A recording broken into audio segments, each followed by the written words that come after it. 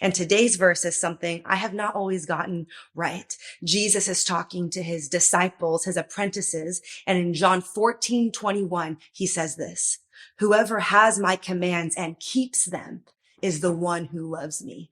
The one who loves me will be loved by my Father, and I too will love them and show myself to them."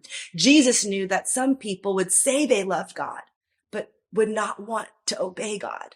That some people would say that they follow Jesus, but wouldn't actually want to follow the way Jesus said to live. Jesus was saying we show Jesus we love him when we obey him.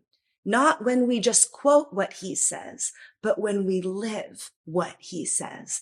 I think about the times I needed to forgive someone, but I didn't feel like it. Or the times I needed to confess something, but I didn't feel like it. I think about when almost 13 years ago, when I felt God called me to live on the road and share the gospel, and I ended up living without a home, in guest rooms and cots in living rooms for 4.5 years.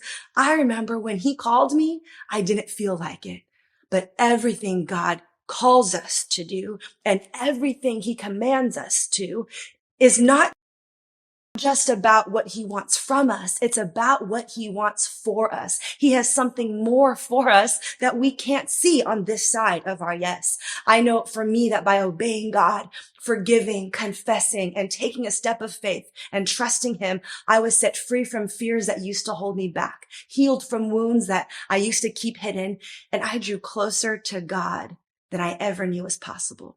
I have never regretted obeying Jesus.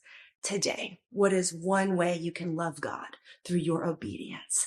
Obeying God brings you into a closer, more real, and more intimate relationship with him.